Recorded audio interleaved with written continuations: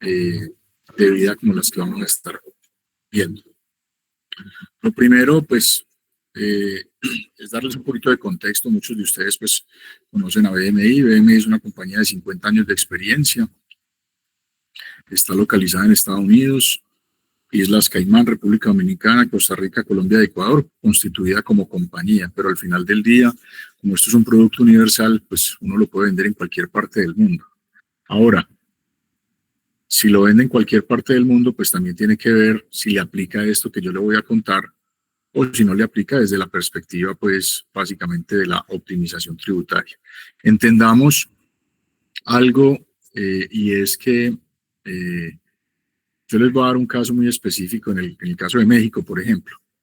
En México no aplica lo que particularmente aplica en Colombia y es la deducibilidad de un tipo de póliza, constituirla como un gasto. ¿Por qué? Porque la regulación en México no permite que yo me pueda, como compañía, deducir un gasto de un pago de una póliza de vida internacional, por ejemplo, que es el caso, pues, en el que se tiene que comprar la póliza allá directamente. Un segundo, yo pongo silencio aquí eh, a mi celular, que no lo había hecho.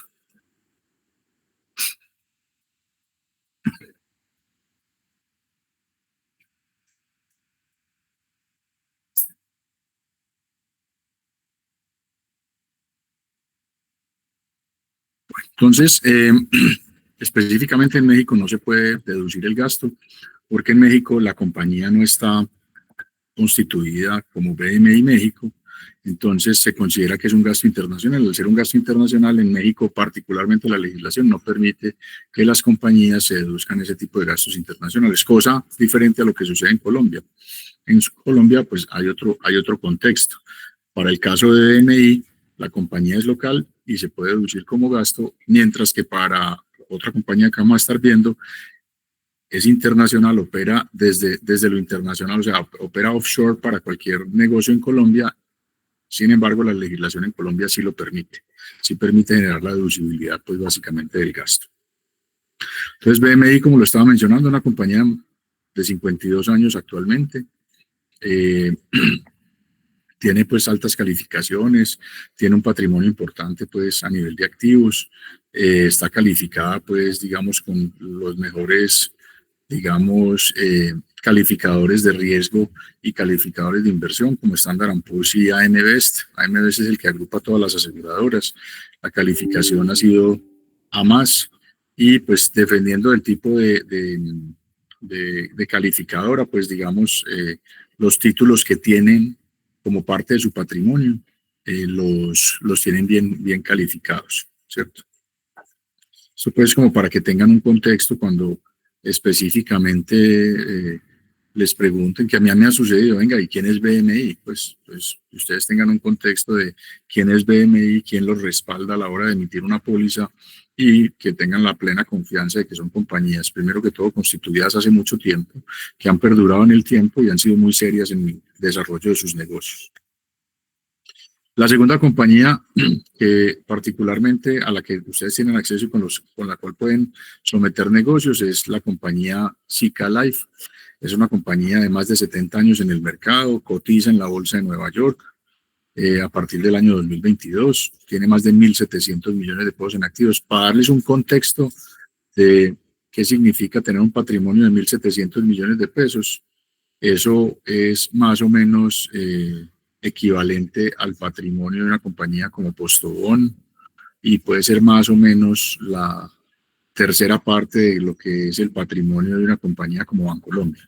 Entonces, esa es la gran fortaleza que tienen estas compañías desde la perspectiva de su patrimonio. Es decir, si se acaba la compañía, hay patrimonio suficiente para poder respaldar las pólizas que han puesto, pues básicamente en vigor. Más de 5.000 millones de pesos en vigor y presencia en más de 70 países. Ese es el caso de Zika Life, ¿cierto? Un poquito esto acá. La anterior está constituida pues en Miami y esta está constituida pues su edificio principal está en Austin, Texas. Digamos que la capacidad pues básicamente que tiene sí que es una capacidad de reaseguro sólida. La regulación y la supervisión está no sé si alguna vez han oído hablar del tema de FATCA, simplemente es un intercambio de información entre diferentes países para poder saber que no haya temas de lavado de activos y cosas relacionadas. Pues es importante que las compañías con las que uno trabaje particularmente tengan esa connotación de ese respaldo y por supuesto de que esto no es una compañía para generar temas de lavado de activos ni cosas similares, sino que es muy bien vigilada y además de eso pues el hecho de que sea y que cotice en bolsa pues nos da una garantía de que está súper vigilada, ¿cierto? La SEC, para que ustedes sepan, es el Security Exchange Commission. Ese básicamente, para ponerlo en términos prácticos, es el equivalente a la superfinanciera en Colombia, ¿cierto? Está también los comisionados de seguros estatales en Estados Unidos, es otra de las cosas que los regula. El comisionado, por supuesto, de Puerto Rico, porque pues esta compañía Zika Life tiene su operación en Estados Unidos, pero también para surtir o para proveer el mercado de Latinoamérica, la emisión de las pólizas se hace desde Puerto Rico, entonces pues, particularmente allá también está el comisionado de seguros de Puerto Rico que los vigila, y hay auditores independientes como Grant Thornton, pues que es una firma muy prestigiosa de los Estados Unidos, quienes hacen toda esa auditoría y esa veeduría, por supuesto, de las compañías de seguros. Esta última compañía, al igual que la anterior, pero no mencioné pues ese tema particularmente, es una compañía que está, digamos, con respaldo de 4 reaseguradoras, que en el caso de Zika son las más grandes del mundo, que son Mapfre, Swiss Res, RGA y Munich Re. Particularmente, pues digamos, eso es un respaldo importante porque todo lo que una compañía de seguros emite y tiene en vigor no necesariamente asume el riesgo ella misma al uno trasladarle ese riesgo a ellos, sino que también ellos al mismo tiempo hacen un tema de reaseguro. O sea, las aseguradoras se aseguran y desde esa perspectiva, al asegurarse, pues otros también comparten el riesgo con ellos, de manera que si tienen siniestros pues muy elevados, pues al final del día también tengan quien ponga el billetico en el caso de que ocurran esos siniestros. Desde el punto de vista, pues básicamente las estrategias tributarias hay que considerarlas y esto seguramente van a ver mucha parte de este tema el día de mañana. Nelson lo mencionaba hace un rato y es que lo principal a la hora de uno estar vendiendo un producto como el de Zika Life o el de BMI o cualquier otro tipo de producto, uno se enfrenta muchas veces a diferentes personajes al interior de las compañías. Está el que sabe mucho, pero no sabe preguntar. Está el que no sabe nada, dice, no, si mi contador dice que sí, pues entonces hacemos el negocio. O muchas personas también incrédulas que simplemente ponen de alguna manera sus miedos, ponen sus inquietudes para que sean resueltas por cualquier asesor que los esté acompañando, y desde esa perspectiva pues uno tiene que estar muy bien enterado de cómo funcionan las cosas al interior de una compañía, porque el día que lo vean a uno básicamente titubear, o el día que lo vean a uno como con alguna duda que puede ser básica, pero que al final del día, o puede ser muy complicada, pero que al final del día uno no sea capaz de resolverla, pues ahí se está cerrando las puertas pues para un negocio. Entonces es muy, muy, muy importante. Parte de lo que les van a explicar mañana es que ustedes entiendan cómo funciona un balance, para qué sirve un balance, cómo funciona un PIG, que es el estado de pérdidas y resultados pues, de una compañía. Y cuando nos centramos específicamente en ese pedazo, después de que ustedes aprendan a leerlo, después de que entiendan específicamente ese panorama, aquí vamos a hacer algún ejemplo de lo que particularmente funciona en una compañía donde ya nos estamos yendo prácticamente a la última línea del PIG, donde aquí hay que hacer una corrección, Nelson, porque en el escenario actual, pues eso no se llama utilidad bruta, sino que se llama utilidad antes de impuestos. Listo, para que lo tengas presente dentro de la presentación. Esta parte que está aquí no es utilidad bruta, porque como lo van a ver mañana igual, la utilidad bruta es, yo compro huevos, ¿cierto? Y vendo huevos. Cuando yo vendo huevos, digamos que yo compré un huevo en 100 pesos y lo vendí en 200. Específicamente cuando yo hago la venta de 200 pesos y le resto el costo de la mercancía que yo vendí, específicamente esa porción del PIG se llama la utilidad bruta. Es decir, lo que yo me gané simplemente por hacer un proceso o de comercialización o de transformación de prendas o lo que sea que yo haga.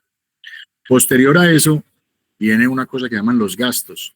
Los gastos son gastos de personal, gastos administrativos, gastos de venta porque pago comisiones, todo ese tipo de cosas. Cuando yo ya resto todos los gastos, llego a una utilidad con un par de cosas que mañana seguramente les van a indicar, llego a una utilidad que se llama la utilidad antes de impuestos.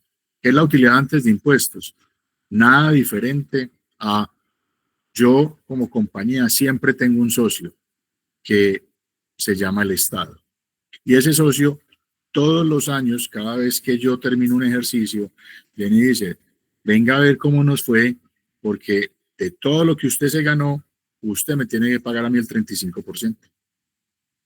Cuando uno hace un ejercicio y llega y coge una compañía que generó una utilidad antes de impuestos de 3.000 millones de pesos, sabiendo que el impuesto que le cobra el gobierno a uno es del 35%, pues sabe que en la presentación de su declaración de renta va a tener que pagar 1.050 millones de pesos. ¿Qué es 1.050 millones de pesos? Pues la utilidad bruta por el 35%. En muchas ocasiones hay una mala concepción de muchas empresas o de muchos dueños de empresas o de muchas personas que leen esos PIG que piensan que porque cuando llegan al momento de presentar la declaración de renta y de pronto les hayan hecho o retenciones o les hayan cobrado impuestos a lo largo del año, que esa bolsita que le van, cuando ustedes reciben una comisión, a ustedes les hacen una retención, ¿cierto? O sea, si se ganaron 3 millones de pesos, no, venga, hay que hacerle una retención del 10 o del 11%, de lo que sea, particularmente ese 10 o ese 11%, la compañía que les hace la retención no se queda con ello, sino que se lo traslada a la DIAN para que la DIAN específicamente vaya haciendo la bolsita de las platas que usted tiene a favor con ellos. Entonces resulta que muchas compañías llegan y dicen, listo, a mí me toca pagar 1.050 millones de pesos de impuestos, pero es que resulta que a mí me han hecho retenciones de 1.200 a lo largo del año. Entonces, a mí me fue supremamente bien, porque es que a mí inclusive me quedó saldo a favor, ¿cierto? En ese orden de ideas, ahí es muy digamos que es una mirada miope de las personas naturales o de las personas jurídicas, cuando dicen, no, es que a mí ya me retuvieron, yo no tengo que pagar impuestos. No, claramente tuvo que pagar impuestos porque si no monta estrategias que le permitan particularmente disminuir ese pago de impuestos, pues básicamente le va a estar entregando la plata a la DIAN pulpita, el 35% de toda la riqueza que usted genera. Porque la utilidad antes de impuestos es la riqueza que cualquier compañía genera antes de pagar los impuestos y el gobierno se lleva el 35%. Entonces, ¿qué pasa para una compañía que particularmente tuvo esa utilidad antes de impuestos de 3.000 paga o está tasado que tiene que pagar 1.050? Pues queda con una utilidad neta de 1.095. O sea, los dueños de esa compañía ya le entregaron la porción al gobierno y todavía los dueños de esa compañía no han visto un solo pesito. ¿Cierto? Desde esa perspectiva, pues aquí es donde entra particularmente pues las estrategias que uno tiene que presentarle a los contadores y decirles, venga, es que si yo tengo 4 socios en la compañía, cada uno con el 25%, ¿qué tan bueno sería que en vez de estarle pagando 1.050 millones de pesos a la DIAN, pues yo le metiera 4 pólizas de 100 millones de pesos? Para el efecto de este ejercicio solamente vamos a mostrar una, entonces 4 pólizas de 25 millones de pesos. Si yo le meto 4 pólizas de 25 millones de pesos, ¿qué sucede? Ya mi utilidad antes de impuestos no fue de 3.000, sino que fue 2.900. ¿Por qué? Porque le metí un gasto 100% deducible a la compañía que hace que esa utilidad antes de impuestos disminuya y por ende, si yo tengo que hacer una multiplicación de que mis impuestos son el 35% de esa utilidad, pues automáticamente va a estar generando una disminución en el pago de impuestos. De entrada, miren en el ejercicio, si yo específicamente le meto un gasto a la compañía de 100 millones de pesos en una póliza, automáticamente voy a estar generando una reducción en el pago de impuestos de 35 millones de pesos. La proporción es la misma. Mientras más gasto le meta yo, pues más reducción a nivel de impuestos voy a tener. Menos se va a ir para el gobierno y voy a tener posibilidad de poder entregar a los socios dueños de esa compañía, pues mucho más dinero. Sobre todo porque una parte del dinero se las voy a estar entregando a partir del gasto que estoy generando, que para estos ejercicios que estamos viendo aquí, pues particularmente son que las pólizas que yo le voy a estar ofreciendo. Hasta ahí es claro lo que he estado manifestando. ¿Hay alguna pregunta, Nelson? No, Rafael, por el momento no. Perfecto. Hay una pregunta de John Beltrán, que levantó la mano. John.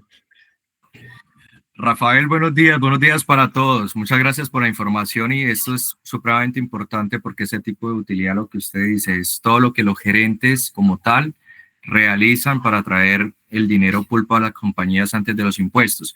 Acá mi pregunta es, este fue un caso de 100 millones. ¿Nosotros cómo podemos ayudar a determinarle a las compañías cuánto es realmente lo que ellos deben comprar o invertir en una póliza?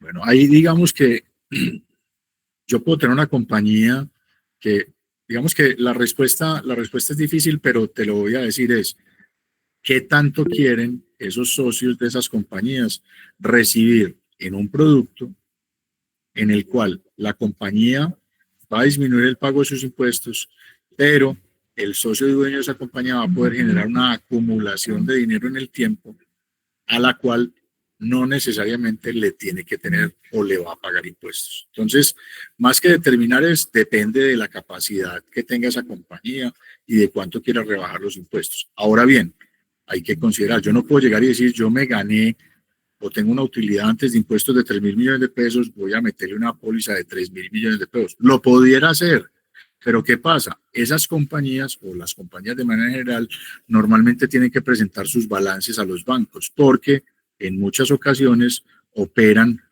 solicitando créditos porque necesitan capital de trabajo, por tantas cosas. Entonces, yo puedo generar el gasto hasta el nivel que yo como compañía me sienta cómodo para poder, si necesito un crédito, yo puedo ir a pedir. Hay compañías, yo tengo por ejemplo una compañía que es patrimonial, ¿cierto? En mi compañía patrimonial, lo que menos quiero yo es generar utilidades. Yo lo que quiero es que en mi propia compañía yo le saque toda la plata que le pueda sacar a través de pólizas de seguros, a través de otros mecanismos, digamos que no los voy a mencionar aquí, pero a través de otros mecanismos tributarios que hay en la legislación colombiana, donde yo puedo trasladar como un costo el dinero que le quiero pasar a los socios, ¿cierto? Si yo traslado eso como un costo, pues automáticamente, o como un gasto, pues automáticamente va a disminuir esa utilidad. Pero esa compañía particularmente no es una compañía que yo quiera endeudar en el tiempo. Entonces yo no tengo que salir a buscar a los bancos, entonces yo no le tengo que demostrar las calificaciones al banco ni a la DIAN a ver si a mí me va bien o me va mal. A mí me va bien en la medida en que yo logre sacar la plata que necesito a través de los mecanismos legales para poderla sacar, independiente de cuánto va y ojalá lo menos posible hacia el gobierno. Rafael, me voy a tener acá porque yo creo que está en la raíz de muchas cosas y quiero comprender y aprovechar que usted es experto en esa área. ¿Usted tiene en cuenta en el momento de hacer la asesoría el histórico que ellos llevan de ingresos como tal versus los gastos y las obligaciones financieras?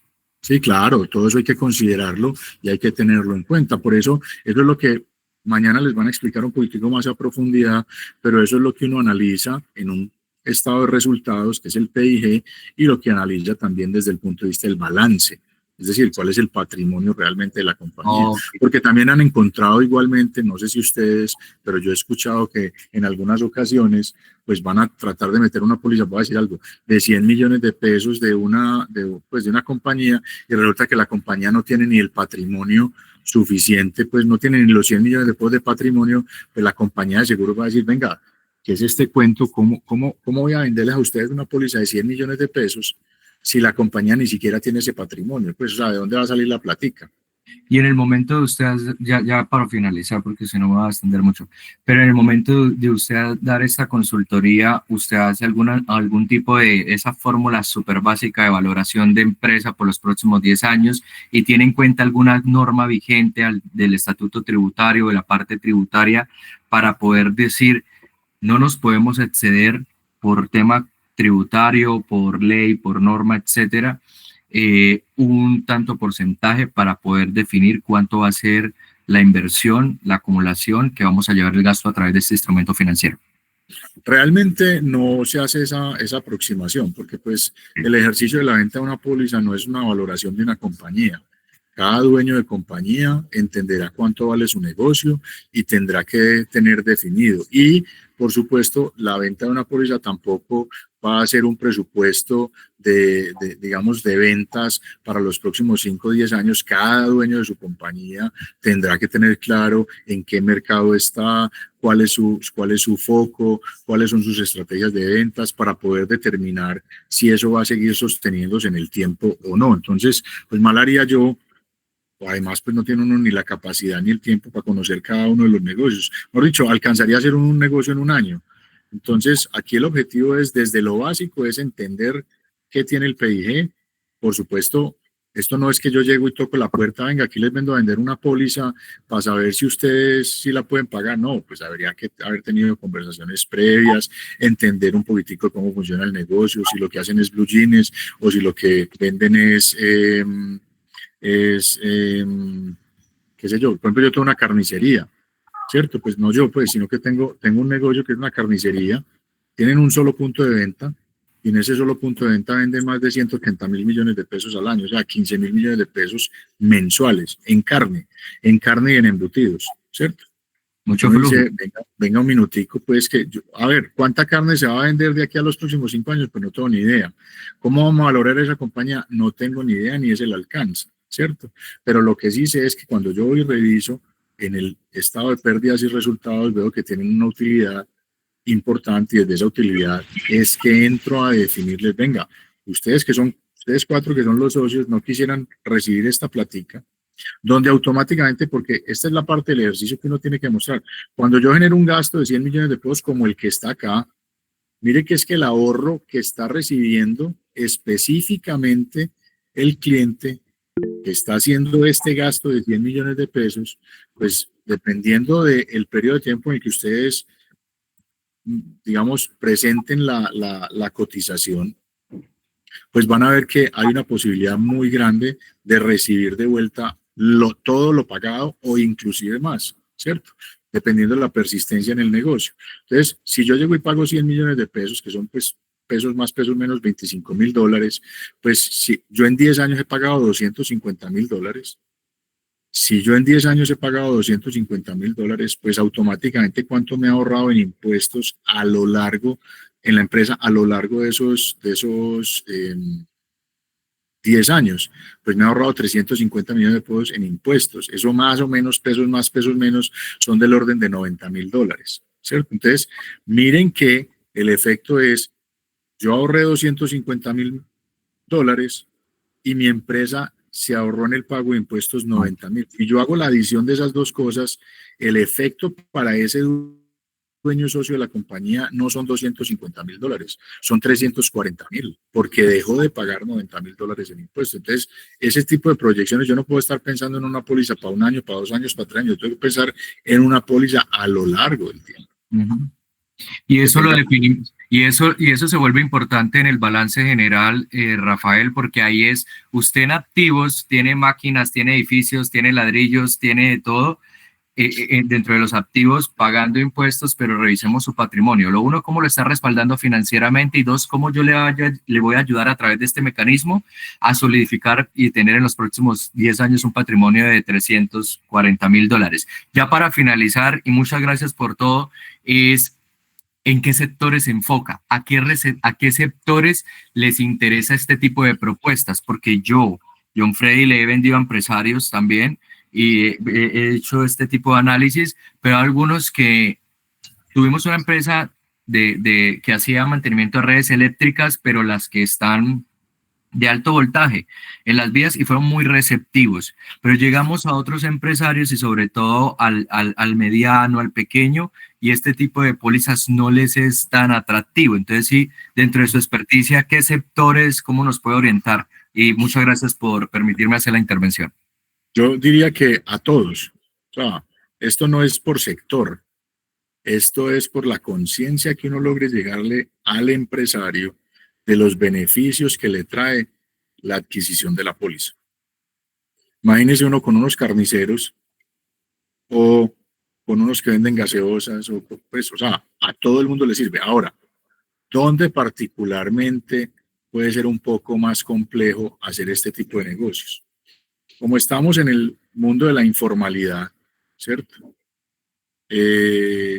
Cuando los negocios son muy informales, pues ¿qué sucede? No pagan tantos impuestos, porque mucho de lo que reciben o lo reciben en efectivo o no lo facturan o cosas de ese estilo. O sea, cuando ese tipo de cosas sucede, es muy complicado hacerle ver a una persona que va a tener beneficios si él ya de entrada, por estar por fuera de la ley, está recibiendo y teniendo unos beneficios relacionados a no hacer las cosas en el margen de la ley, sino que está por fuera de ella. Entonces, si yo tengo una persona que vende, voy a decir una cosa, yo podría tener una persona que vende mangos y esa persona todo lo recibe en efectivo, no registra absolutamente nada, pues ¿cuánto impuesto paga? No paga absolutamente nada, no paga ni seguridad social.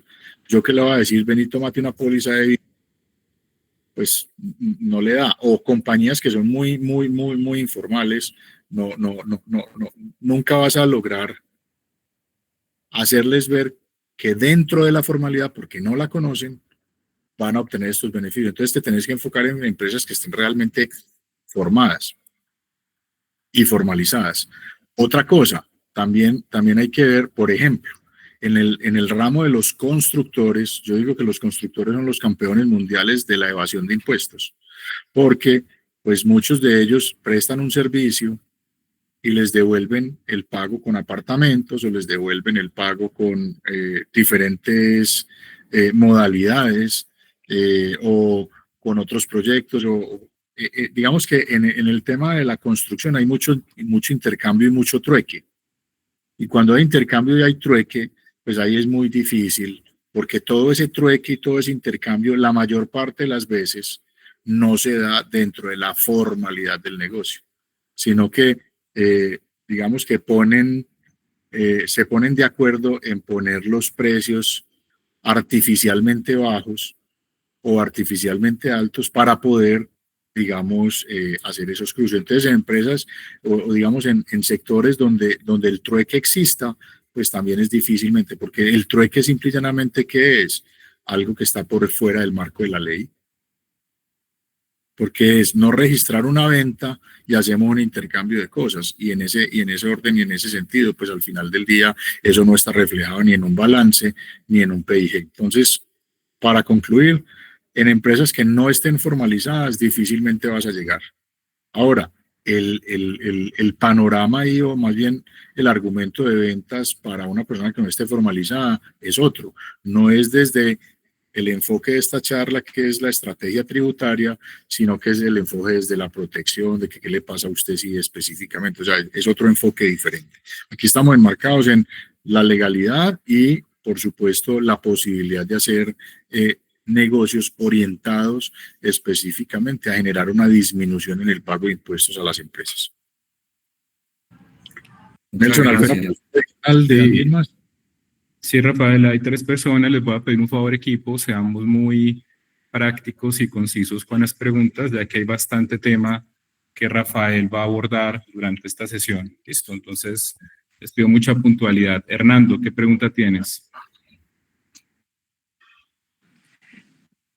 Buenos días para todos. Gracias, Nelson, Rafael. En nuestra agencia, pues los últimos años, diría yo que más de 10 años nos hemos enfocado en optimización tributaria y en asesorías a empresas a través de este tipo de productos. En los últimos meses, pues BMI y Zika Life ha sido un aliado estratégico en este sentido, pero, perdón, tenemos, digamos que una duda muy puntual, y es con respecto a BMI, pues no hay ningún problema, tiene el piso jurídico en Colombia y el gasto se le causa a cada socio y la empresa, pues digamos que va conforme en línea proyectando sus utilidades, su gasto, y a futuro pues se pueden hacer, digamos que aportes extraordinarios o modificación a la póliza para generar un mayor impacto fiscal o menor impacto fiscal. Pero en Zika Life, puntualmente, Rafael, tenemos una duda desde el punto de vista tributario como offshore.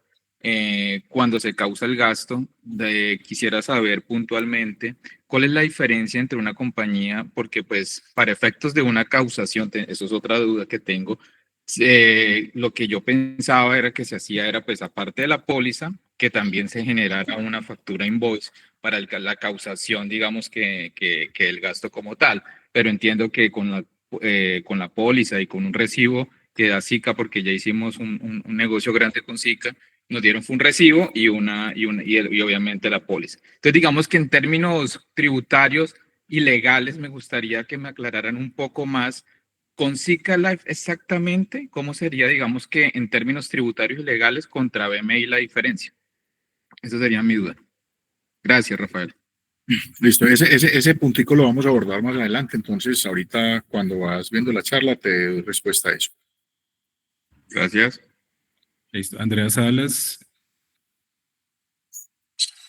Hola Nelson, ¿cómo estás? Hola Rafael. Hola. Hola. Bien. Yo tengo una pregunta más estratégica. Yo hice una asesoría basándome en la optimización y me hicieron una pregunta, la respondí, pero no sé si estratégicamente el negocio no salió y no sé si no resolví cómo era. Cuando tú ves el comparativo del escenario actual y el escenario con la optimización, tú ves la utilidad neta mucho más baja. Entonces, estamos hablando de 65 millones de pesos menos de utilidad neta en este caso y además saqué 100 millones de pesos para pagar la póliza y mi ahorro es de 35 millones. Cuando te hacen esa pregunta, oye, pero voy a recibir menos utilidad y ya saqué los 100 millones de pesos de la póliza o las pólizas que compré, ¿cómo comercialmente refutas eso y le vendes al cliente que efectivamente igual es buen negocio por lo que está haciendo, por la inversión que está haciendo? Mira, la respuesta, ¿cuál es tu nombre, Andrea? Andrea, sí, señor. Andrea, mira, la respuesta es muy simple. Cuando tú sumas esa utilidad neta, eso te da 1.885. Y le sumas los 100 millones de pesos que se fueron al gasto, que los vas a recibir más adelante, eso te da 1.985. Es 35 millones de pesos más de lo que tenías en el ejercicio del escenario actual, antes de hacer el gasto de la póliza. O sea, de entrada, Ok. ya te estás ganando 35 millones Claro, de porque pesos. estoy viendo los 100 millones de pesos no como gasto, como me pasó con ellos, sino como Así es, inversión, porque los voy a así recibir es, más adelante. así Listo, es, esa así es. es. Muchísimas Y gracias. ahí le puedes potenciar una cosa adicional, y es que dependiendo de cómo haga el trabajo desde el punto de vista ya como persona natural, pues cuando yo recibo esa utilidad de 1.800 millones de pesos, hagámosla fácil, recibí pues 1.000 millones de pesos, automáticamente yo como persona natural voy a tener que pagar por esa cifra más o menos el 37% de impuestos. Entonces, mi compañía ya pagó el 35%, yo voy a tener que pagar como persona natural más o menos el 37%, pues por esa cifra que estoy diciendo. Ahora, si eso lo divido entre 4 socios, pues no pago el 37%, sino que pago el 33% Sí, dentro pero igual de es cada más del socio, ¿cierto? 30%. Entonces, exactamente. Entonces, ¿qué sucede? Cuando uno dice 35 que pagué por la compañía, más 33 que me toca pagar por mí, estoy pagando un 68, casi un 70%, todo para el gobierno. Entonces, mientras que si yo logro, con la parte que saqué por arriba, me ahorré 35 y no necesariamente voy a pagar impuestos sobre esa plata. Ahí es cuando se vuelve más atractivo, porque le voy a mostrar también el ejercicio a la persona como persona natural, no solo como persona jurídica. Ahí tienes toda la razón. Muchísimas gracias. Con gusto. Había una última, Nelson. Felipe, y continuamos y hacemos otra ronda de preguntas más adelante. Felipe, ¿alguna pregunta? Sí, gracias, Rafael. Bueno, acabas de tocar un tema importante y es al momento de devolver ese dinero, es decir, ya esa utilidad neta, por ejemplo, en este ejercicio, esos 1.885 que estás hablando, que esa persona natural es el 33%, ¿cómo se llama ese impuesto directo? No sé si es impuesto a dividendos o cómo se llama técnicamente, porque entonces sería un ejercicio mucho más interesante que este solo 35. Lo que pasa es que como persona natural, o sea, si las sociedades, los socios de una sociedad pueden ser personas naturales o pueden ser personas jurídicas, ¿cierto? Vamos a llegar al ejercicio donde todas son personas naturales, ¿listo? Entonces, cuando todas son personas naturales, la compañía originalmente tiene que hacer una retención del 15% de la plata que les va a entregar. Es decir, si les van a entregar 1.000 millones de pesos, en automático no les entregan 1.000, les entregan 850. ¿Por qué? Porque la empresa tiene que pasarle a la DIAN esos 150 millones de pesos más. ¿Listo? Pero resulta que cuando esa persona va a coger su declaración de renta exactamente un segundo, qué pena, un segundo. ¿Aló?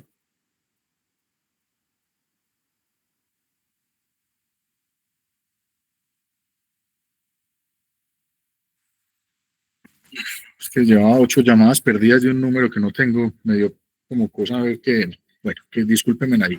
Entonces, cuando yo termino ese ejercicio, entonces, listo, cogí los 1.000 millones de pesos, lo entregué, le entregaron 150 millones de pesos a la DIAN, los socios recibieron 850, resulta que cuando recibieron 850, ¿qué va a suceder con ellos? Cuando presenten la declaración de renta el año inmediatamente anterior, entonces la DIAN dice, vea, usted recibió por salarios tanta plata, usted recibió por rentas de capital, que sería este caso, entonces 850 millones de pesos, o recibió por otras cosas que llaman rentas no laborales, o recibió por... sí, ahí están las tres, rentas no laborales, rentas de capital y nómina, ¿cierto? Entonces, cuando uno ya llega y recibe, resulta que la DIAN dice, no, venga, es que anteriormente, pues, uno pagaba impuestos por cada una de esas líneas, desde el año 2022, juntaron esas líneas nuevamente, entonces, lo que yo me gano por salario, más lo que me gano por dividendos, más lo que me gano por alguna otra cosa, arrendamientos, o me gano porque yo además de eso vendo hamburguesas todas las noches en un carrito de hamburguesas, todo eso pues si yo llegara y lo sumara, resulta que yo me gané fue 1.000 millones de pesos. Entonces, qué maravilla, cuando te ganaste 1.000 millones de pesos, la DIAN dice, cuando vos te ganas 1.000 millones de pesos, me tienes que pagar el 37% en impuestos. Entonces el 37 son 370 millones de pesos. Si son 370 millones de pesos de toda esa sumatoria, que fueron 1.000, si yo recibí 850 por dividendos, significa que recibí 150 por salario, listo, para ponerlo facilito. Entonces, miren que si yo recibí 1.000 en total, me va a tocar ir a pagar 370 en impuestos. Automáticamente ya quedé con 630, qué maravilla. Se me fueron 37% de los 850 que recibo. Y además, le incrementé el porcentaje a la parte de la nómina que eran 150, que con 150 millones de pesos pagas 33% en impuestos solamente. Entonces, si vos eventualmente haces esa sumatoria, pasaste de tu nómina de pagar el 33 a pagar el 37. ¿Por qué? Porque todo eso se suma a una única tarifa. Rafael, muchas gracias. Y entonces ahí no hay forma cuando te salen que ellos utilizan otras herramientas tributarias para sacar ese dinero, es decir, lo reinvierten en las compañías, lo sacan, eso al final del día sí o sí tiene que entrar a la cédula general. Sí, claro, lo que pasa es que reinvertir en una compañía no es sacarlo. O sea, cuando yo la utilidad la reinvierto, yo no la he sacado, no he sacado impuestos, simplemente compré más maquinaria, hice inversiones, pero yo no logro sacar esa plata de la compañía. Cuando yo digo sacar la plata de la compañía es que a usted le giran los billeticos. Eso es sacar la plata de la compañía. Eso es recibir las utilidades. Pues te lo digo por este producto de Mapfre, pues, y qué pena tocarlo aquí porque esa es como la objeción con el que más se encuentra uno, que sacan a través de un producto de Mapfre y que es depositado a un tercero, ¿sí? Entonces se queda uno ahí como cortico de pronto en el manejo de eso. Ese producto de Mapfre, particularmente, yo pues no lo vendo porque eso tiene un riesgo jurídico, eso no tiene soporte jurídico. A pesar de que Mapfre lo venda, en algún momento eso va a explotar.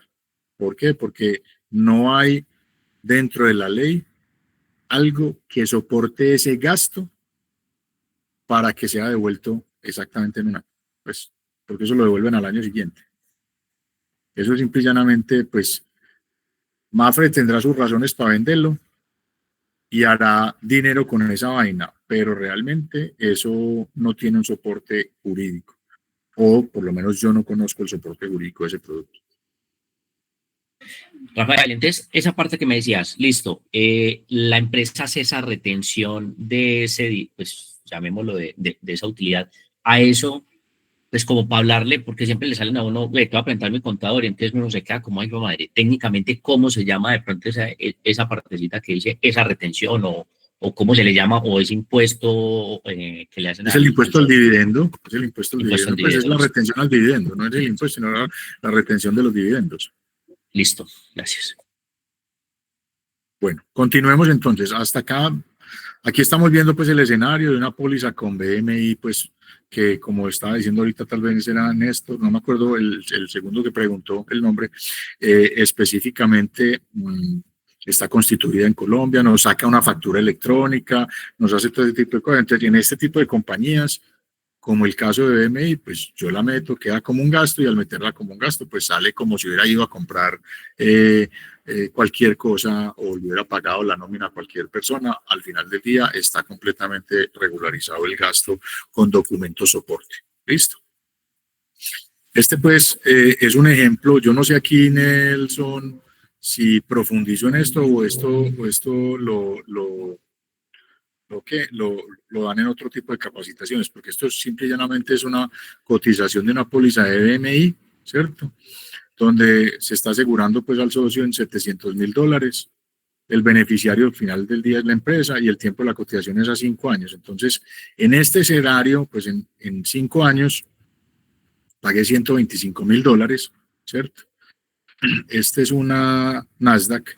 Entonces, si yo he pagado $125,000 y llegara a una tasa de interés nivelada del 6.5 y la quiero cancelar, pues resulta que particularmente, pues me gasté 125, me van a devolver $92,000 en una proyección, pues porque acordémonos que nadie sabe qué va a pasar de aquí, nadie sabe qué pasa en el siguiente minuto, pues mucho menos va a saber qué va a pasar en los próximos 5 años con el Nasdaq y su desempeño. ¿Listo? Pero digamos que este es un ejercicio. Ahora bien, desde esa perspectiva, aquí lo que están diciendo es pues generando una devolución de parte del ahorro y miren que en esa devolución de parte del ahorro están devolviendo exactamente $75,000. O sea, yo pagué 125, que estoy ahí generando una devolución a partir del año 6 de $15,000. De entrada es como si me hubiera gastado única y exclusivamente $50,000. Pagué 125 y en el tiempo me devuelven como parte de mi ahorro y me están devolviendo 75. En términos prácticos, ¿cuánto me gasté? Pues me gasté 50. ¿Listo? Sin embargo, específicamente, miren que aquí sigue conservando un ahorro del orden de $41,000. ¿Listo? Es decir, en el año 10, si hacemos el resumen, realmente ¿cuánto me he gastado? Me he gastado $9,000. Y durante 10 años estuve asegurado por $700,000. Este tipo de ejercicios ustedes lo hacen de manera común, porque es que cuando uno llega y le muestra a un cliente estas cifras, pues yo digo, uno está asegurado específicamente por casi 3,000 millones de pesos.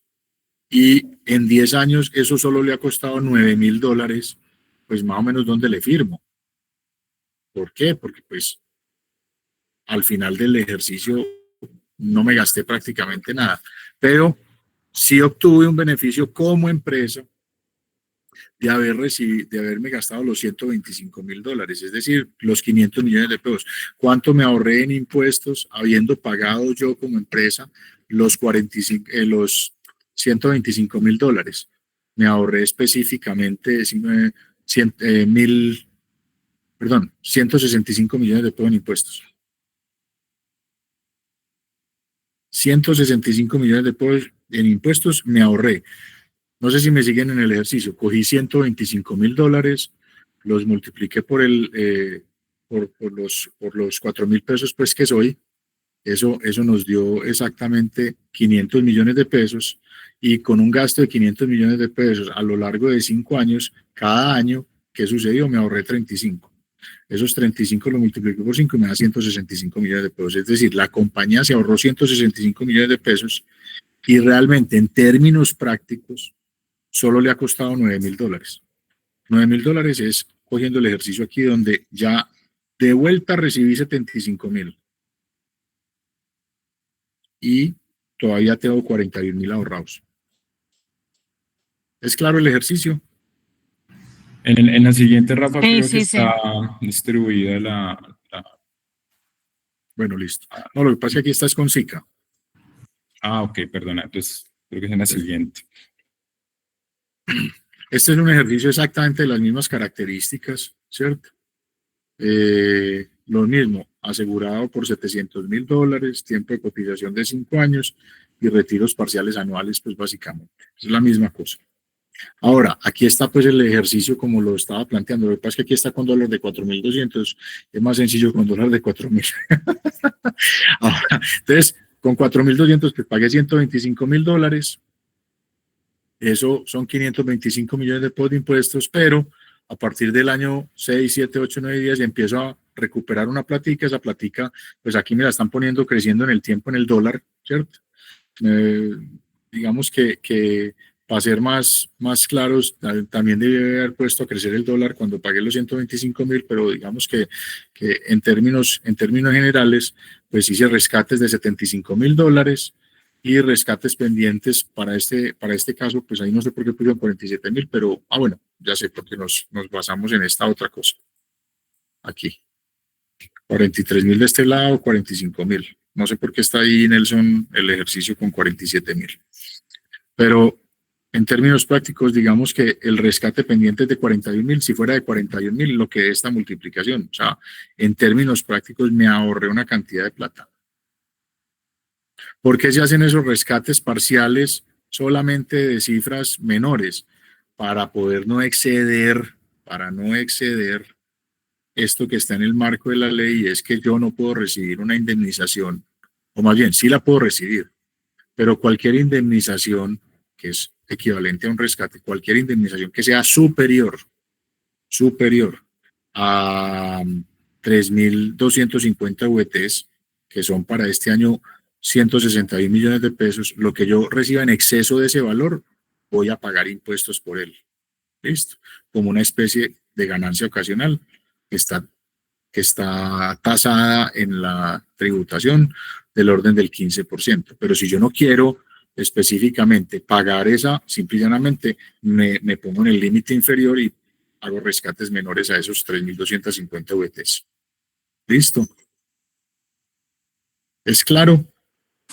Sí, sí, Rafa, acá tengo una pregunta con respecto a los rescates que se hace cada año para evitar obviamente el pago del impuesto, porque sabemos pues que estos dineros salen como indemnizaciones, pues si no me tocaría pagar el impuesto de ganancia ocasional, ¿sí? Que es lo que buscamos con estos 3.250 VTs. Bueno, ya tenemos claro que no lo tenemos que llevar a 3.200 VTs, sino que sé yo, 3.240 VTs para evitar el pago del impuesto, ¿sí?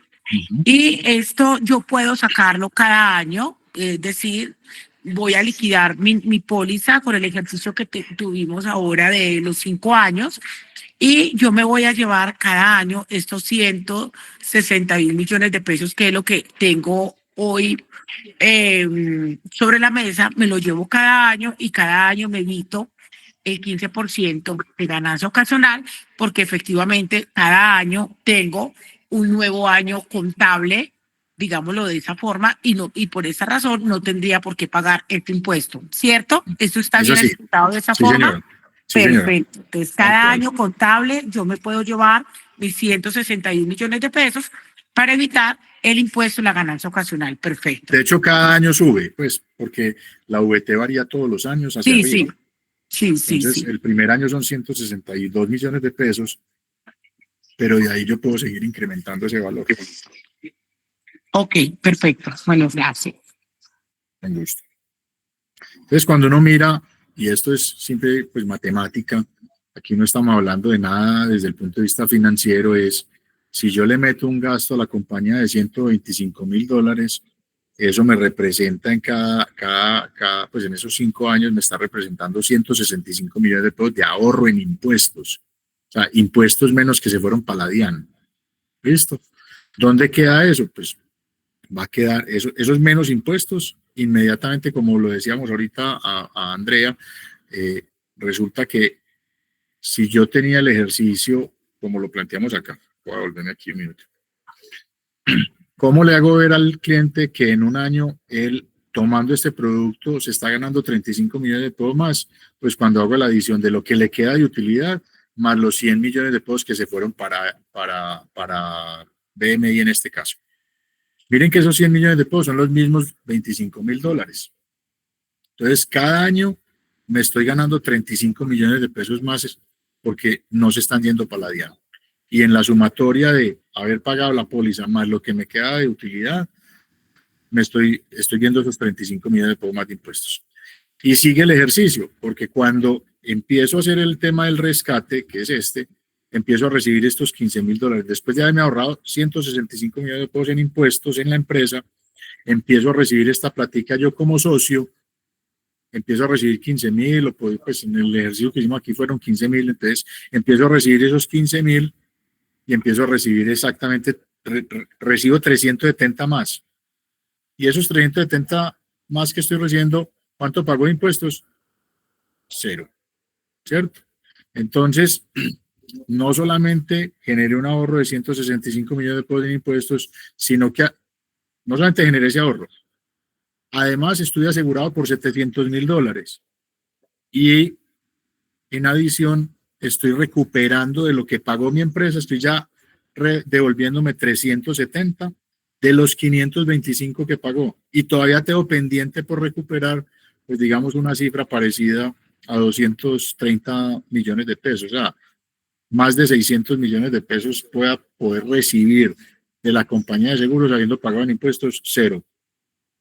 A diferencia de que si lo saco por utilidad, pues voy a tener que pagar, como les decía ahorita en el ejercicio, si recibo una utilidad de 850 millones, pues de 1.000 millones de pesos que me llegan 850, pues voy a tener que pagar 370 millones de pesos de impuestos. Aquí el ejercicio es, pues, el que conoce los numeritos, entiende los numeritos y se deja guiar, se da cuenta que esto es un negocio redondo. Rafael, hay 3 preguntas. Angie, ¿qué pregunta tienes? Buenos días. Sí, ¿en qué parte del reglamento de la póliza se tiene contemplado que se pueda hacer la deducción del 35% para, digamos, poderle mostrar esta información a las personas interesadas? No te entiendo la pregunta. O sea, sí, porque pues digamos uno puede hacer la cotización, puedes mostrarle todo, pero ¿en qué parte de la póliza, en el condicionado, en dónde está, que sí es viable hacer ese descuento? Ah, no, es el tema de los rescates. Que si es viable hacer ¿cuál descuento? Los rescates. El del 35% para... No, eso no está en la póliza. No, eso está en el estatuto tributario. Okay. La póliza es un producto, así como tú en una compañía, voy a decir una cosa, necesitas comprar los uniformes para los empleados, pues ya de entrada por el gasto, se entiende que si yo estoy comprando uniformes, si estoy comprando pólizas, estoy comprando todo eso, es deducible. O sea, eso está en el estatuto tributario. Ya eso se maneja en la parte contable de la empresa como tal, no en la póliza que es el instrumento. Ok, muchas gracias. Hay una pregunta por acá de Felipe. Perdón, John. Gracias. Bueno, dale, John. Sería muy bueno que cuando pregunten, prendan la camarita para uno saber quién está preguntando. Listo. Rafael, tengo 2 preguntas acá. Cuando nosotros vamos a hacer este proceso con el cliente de que en 5 años se está echando al bolsillo $25.000, ¿cierto? Por la inversión que hace, más todos los impuestos. En el momento en que él se le vaya a hacer los procesos de indemnización, puedan ser parciales o totales, ese dinero entra a la empresa, le entra al empresario. Ya sabemos que si no supera las 3.250 VTs, no va a pagar impuestos. Y 2, si él decide reclamar su dinero en Estados Unidos, en este caso con una compañía como lo es Zika Life, si él decide, yo quiero que me giren mi dinero a los Estados Unidos, a una cuenta internacional para que no tenga trazabilidad bancaria en Colombia, ¿qué manejo se le da ahí? Bueno, básicamente a quién le retornan la plata depende específicamente de cuál es el beneficiario, pues digamos, de la póliza. Lo normal que hacen los empresarios, para que se pase, es el tomador de la póliza es la compañía, la vida asegurada es el socio y por supuesto los beneficiarios son los que el socio quiera llegar a poner, puede ser.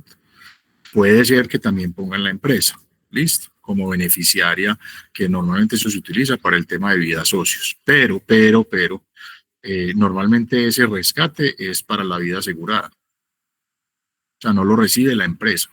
El rescate de los 15.000 que estamos viendo en el ejercicio lo recibe es la persona natural. O sea, la vida asegurada. Ese dinero va a tener excepción tributaria hasta 3.250 OBTs. Si se En la excede, compañía BMI en Colombia, como lo estamos estableciendo pues en este ejercicio. ok, y con Zika Life, Para el tema de Zika Life, pues digamos que Zika Life paga sus indemnizaciones con un cheque o paga sus indemnizaciones a una cuenta de la vida asegurada. Ahora, ya el tema tributario de esa persona natural es cómo quiere hacer su manejo, porque pues no importa si yo la plata la recibo en Colombia o en Estados Unidos, yo estoy obligado, yo como persona natural que vivo en Colombia y que estoy obligado a tributar en Colombia, definiré si quiero esconderle eso al fisco o si quiero simplemente manifestar que recibí esa indemnización. Normalmente la mayor parte de las personas, pero eso no es, mejor dicho, eso no es ni del asesor de seguros, eso es de cómo cada quien maneje su tema fiscal. okay. Pero lo que sí es que Zika no va a reportar que es que le acabo de pagar esta plata a este señor, eso no lo va a reportar. Pero si eso llega a una cuenta en Estados Unidos, pues automáticamente sí va a haber por un tema pues de CRS y de FATCA, puede haber posibilidad de que el gobierno americano le entregue información al gobierno colombiano. Ok, sí, no, pero ahí ya sería lo que tú dices, hablar con la notaria en los Estados Unidos, porque ahí firma uno el W8 como no residente americano de los Estados Unidos, y el dinero que uno no genere en ese territorio, así tú tengas un IT number, tú no vas a pagar impuestos. Sí. Listo, no, pero muchas gracias por la aclaración. ¿Queda alguna pregunta, Nelson? Felipe, y una pregunta en los comentarios y continuamos. Felipe. Listo. Rafael, entonces, este dinero... La cámara, pues, por estamos favor, hablando- Felipe. Ah, sí, espérame un segundito. Ahora sí. Bueno, este dinero básicamente que entra, que yo estoy viendo acá que dice retiros parciales, años 6, 7, 8, 9, ¿sí? Pues obviamente eso sería entrar otra vez el dinero a la compañía. Al entrar a la compañía directamente este dinero no sería como una especie de autogol, pues por llamarlo así, en términos tributarios. Pero no hemos dicho que entre la compañía. Mira que dijimos que entraba a la vida, pues a quien está como con la vida asegurada, pues es decir, a la persona asegurada. Porque en SICA, digamos que porque en SICA, por ejemplo, estamos hablando de SICA, en SICA no se le entrega al tercero, sino al dueño de la póliza, ¿cierto? El dueño de la Lo que póliza. pasa es que en SICA hay dos cosas. En SICA hay tomador, dueño de la póliza, vida asegurada. Okay, Hay listo. en SICA, la póliza en SICA tiene tres nombres. El tomador, el dueño de la póliza y la vida asegurada. Entonces, el tomador puede ser la compañía, persona jurídica, el dueño de la póliza puede ser el socio y la vida asegurada inclusive puede ser el hijo del socio. Listo, ya ahí ya me queda claro. Entonces, En el ¿cómo le caso llega de el dinero? BMI está el tomador de la póliza y la vida asegurada. ¿A quién se le devuelve el dinero? Se le devuelve el dinero a la vida asegurada, pues. A pesar Y de que ya el beneficiario de la póliza pueda ser la compañía, porque es que el beneficiario de la póliza es la compañía en el evento del siniestro, no en el evento del rescate. Ok, y entonces ya cuando yo recibo ese capital, cuando ya recibo ese dinero, a ver, la empresa me pagó esto durante 15 años y cuando yo ya voy a hacer uso de ese dinero, ¿sí? Yo le tendría que reportar de cierta forma a la DIAN o de dónde saqué ese dinero, pues cómo me llegó ese dinero a mí pues no sé, si es también, entonces va aquí con ganancia ocasional por un capital que no era mío sino de la empresa y me llegó a mí. No, precisamente por eso se tiene la precaución. Hay que tener dos cosas hay que considerar. La primera es que si yo le estoy sacando la plata a la compañía para un socio, en vez de entregarle la utilidad por la parte de abajo, se la estoy entregando como un gasto, pues yo tengo que ir metiendo en mi patrimonio personal ese valor, de manera que yo a la DIAN le estoy reportando que tengo esa plática. Yo me la pude haber ganado con mi trabajo, pero específicamente yo persona natural puedo patrimonializar todo lo que me gano en un año. Si yo patrimonializo todo lo que me gano en un año, pues al final del ejercicio yo puedo haber metido esos $25.000 y tener $125.000 en un bolsillito dentro de mi declaración de renta. Y puedo empezar a recibir los 15.000. Si yo tengo esa precaución de tenerlos todos, pues yo podía haber hecho pásemelos todos. Ahora, uno no solamente tiene que ser, sino que tiene que parecer ser. Entonces, para uno evitar ese doble clic de la DIAN de que es que esto me va a llegar como un daño emergente, porque así llega la plata, a pesar de que yo la rescate, llega como una indemnización de un seguro, pues yo, ¿qué hago? Me meto debajo del radar. Porque si yo estoy por encima del radar, pues inmediatamente así, venga a ver que es que esto es una cosa diferente. Entonces me meto debajo del radar, meterme debajo del radar es solicitar rescates inferiores a 3.250 VTs. Si yo solicito rescates inferiores a 3.250 VTs, paso agachado y no pasa nada. Yo tenía una póliza de vida y en esa póliza de vida me están generando un rescate y cuando me dan el rescate me hicieron una indemnización. Eso es como si usted tuviera 5 familiares asegurados y cada año se le murió un familiar y usted recibe la indemnización. Listo, gracias. Eso es ahí, contar tampoco es pagar. ¿Cómo? Que contar tampoco es pagar. Sí, así es, tal cual. Hay 2 preguntas aquí en el chat y es, ¿el beneficio tributario de las pólizas aplica para empresas de régimen simple o solo para régimen común? Las empresas de régimen simple tributan por los ingresos. El tema de los gastos es secundario. Entonces, pues no, digamos que no tiene mucho sentido si ya pagué por los ingresos, pues, no lo he dicho, yo no tengo que justificar el gasto. Ahí sí le puedo meter todo lo que yo quiera porque me lo puedo gastar la plata en la que a mí, perdón la expresión, en lo que a mí me dé la gana, pues. Okay. ¿Qué documentos se requieren para el seguro de socios? Bueno, esa pregunta operativa te la podemos responder aparte, cada uno, ya tenemos como mapeado los documentos. Y hay una pregunta de José que dice, consulta, en unas asesorías se me está presentando... ¡Qué maravilla! ¿Cómo está? Bien, Se me está presentando inquietudes por la inestabilidad del dólar y su posible pérdida de valor por los problemas políticos, económicos del gobierno actual de Estados Unidos, aunque no es un punto de la reunión, pero quiero aprovechar la experiencia de todos para manejar objeciones de este tipo y si es posible, donde ya no se puede confiar en el dólar. Digamos que eso cuando va para arriba la gente dice, no, es que es muy caro, entonces yo no pago esa póliza porque todos los años me va a valer más, y cuando va para abajo, no, porque va a perder valor en el tiempo, ¿cierto? La objeción se puede manejar muy fácil. Puede que el dólar pierda relevancia en el mercado mundial, que no siga siendo la primera economía del mundo, aunque falta mucho trecho para que eso pase, ¿cierto? Sin embargo, lo que sí es completamente claro es que esa potencia que tiene el dólar respecto a las demás monedas en el mundo, puede que el dólar pierda relevancia contra el franco suizo, contra el franco suizo, puede que pierda relevancia contra el euro, puede que pierda relevancia contra el yuan, pero nunca va a perder relevancia con respecto al peso colombiano. Es decir, Colombia no va a ser una potencia mundial, pues, que va a poner a que todos los países en el mundo transen en pesos colombianos y que el dólar pierda su relevancia.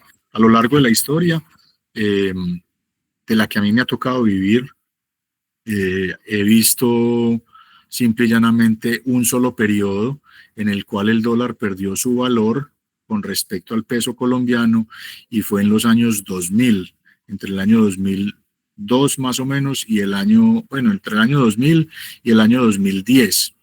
Eso no se dio porque Uribe era el presidente de la República, habiendo hecho muy buena tarea y demás, sino que Uribe logró coger la cresta de la ola. Y coger la cresta de la ola, ¿qué significa? Que para ese momento de la historia había un ciclo económico de debilidad de dólar, que es exactamente el mismo ciclo económico en el que estamos entrando en este momento. donde hay una debilidad de dólar.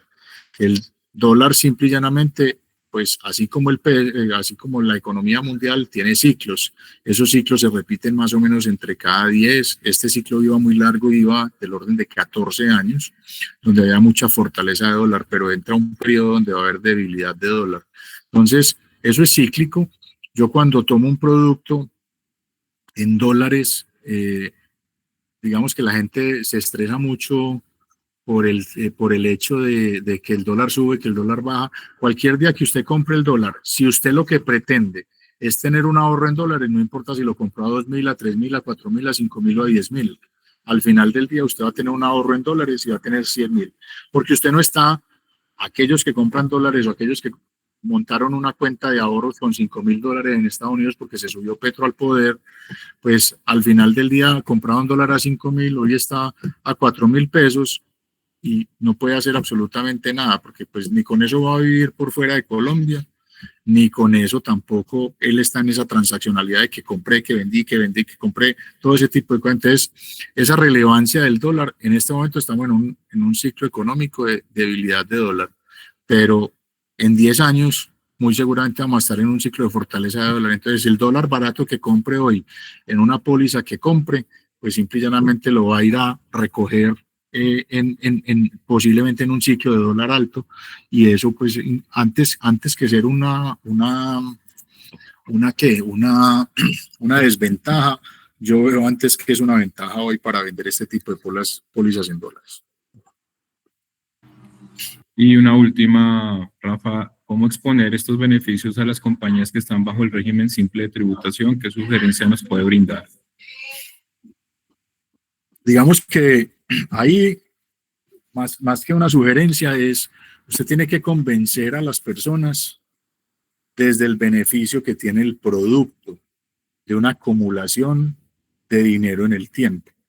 En un régimen de tributación simple, realmente, como yo no tributo por la utilidad, que era lo que mostrábamos acá, digamos que voy a volverme acá, en un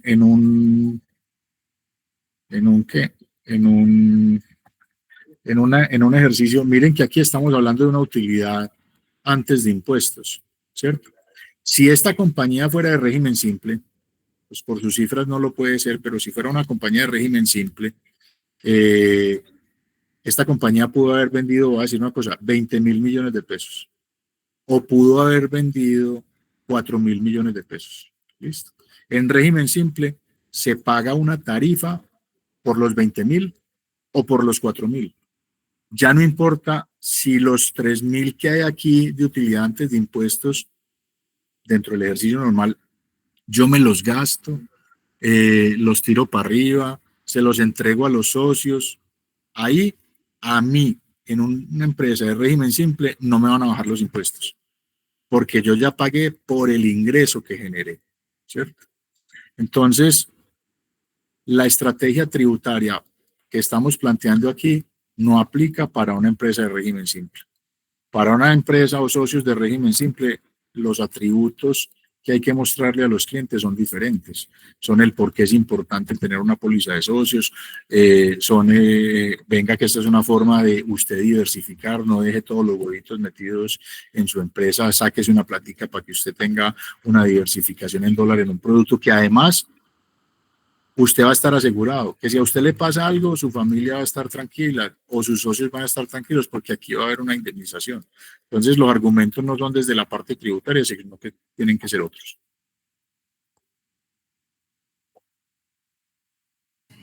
Listo. Continúa y ahorita hacemos otra ronda de preguntas. Listo, aquí básicamente pues se resume todo lo que mencionamos ahorita y es todo lo que genera en términos prácticos, que son los 35 millones de pesos que veíamos ahorita, la forma en la que pago pues la prima de cada año y por supuesto el ahorro desde el punto de vista tributario, ¿cierto? La inversión con la que quedo acumulado y la forma en la que al final del día genero los retiros. Entonces, cuando uno llega y revisa todo este tipo de cosas, el ahorro tributario, que para este caso son 205 millones de pesos a lo largo de 5 años. En el ejercicio ahorita que mencionaba verbalmente decía 165, pero dejando pues la tasa digamos, dejándola pues como a pesos de hoy, pero cuando uno hace una proyección de tasa de dólar y revisa todo esto, pues entonces el ahorro tributario de la empresa son 205. El valor de efectivo, pues los retiros que logro hacer son 628, termino teniendo pues digamos unos ingresos de 834 millones de pesos cuando la inversión fue de 586, que fue lo que pagué por la prima. Entonces uno llega y dice, venga un minutico que aquí me va a ganar el 42% en un periodo de tiempo. Ahora, esto se lo va a ganar si no hay un siniestro, porque si hay un siniestro, pues mejor dicho, esto se multiplica. Ahora, a nadie le gusta que le vendan una póliza porque se va a morir, sino que le muestren este tipo de beneficios, que es lo que estamos pretendiendo que ustedes logren expresarle a sus clientes a través de esta capacitación. ¿Vamos claros hasta ahí? Este pues es el recibo emitido por BMI, pues ahí no me voy a... Y este es el recibo que mete una póliza pues de SICA. Ahora, para darle respuesta a la pregunta que lo dije que lo íbamos a ver más adelante, el tema es que, si se dan cuenta desde el ejercicio, aquí estábamos hablando de un escenario donde yo particularmente tengo una utilidad antes de impuestos de 3.000 millones de pesos. ¿Listo? En el ejercicio de las pólizas internacionales, yo aquí podría meter el gasto que yo quisiera, porque yo no tengo una limitación en el gasto cuando estoy hablando de pólizas de BMI. La única limitación que yo tengo es a quién le tengo que presentar yo esos balances o a quién le tengo que presentar yo ese estado de pérdidas y ganancias. ¿Para qué? Para que si yo lo estoy presentando a un banco, entonces yo tengo que mostrar un ejercicio sano desde el punto de vista de mi compañía para que un banco salga y me preste. Pero si yo no le tengo que presentar eso a nadie porque yo soy autónomo en mis decisiones, no necesito salir a los bancos a que me presten plata, sino que simple y llanamente yo opero mi negocio me da plata y yo no busco los bancos, pues al final del día yo con BMI yo le puedo meter el gasto que yo quiera, es decir, el gasto que quiera el socio que le metamos. Cuando estamos hablando de la póliza de SICA, ahí sí tenemos una limitación. Y la limitación que tenemos es que yo no me puedo gastar más allá del 15% de la renta líquida, que eso lo van a poder ver mañana cuando les expliquen los balances y todo eso, pero de la renta líquida que tenga una compañía. Entonces, vamos a hablar que la renta líquida de la compañía son 1.000 millones de pesos. Yo no puedo emitir pólizas de más allá de 150 millones, pero es una limitación que me dan de máximo gasto. Pero el gasto completo, si ese fuera el ejercicio, si la renta líquida son 1.000 millones de pesos, yo me puedo gastar o puedo emitir pólizas hasta por 150 millones de pesos. Esos 150 millones de pesos son deducibles igualmente y voy a tener el ahorro del 35% de esos 150 millones de pesos. La limitante está es en la posibilidad de generar gastos internacionales, ¿cierto? Para poder que esos gastos sean deducibles. El máximo que podemos tener es un 15% de la renta líquida. ¿Qué pasa si la renta líquida de la compañía es de 100 millones de pesos? Pues solamente me puedo gastar pólizas por 15 millones de pesos internacionales, es decir, mirando a SICA. ¿Listo? Porque esto es lo que nos entregan, un recibo.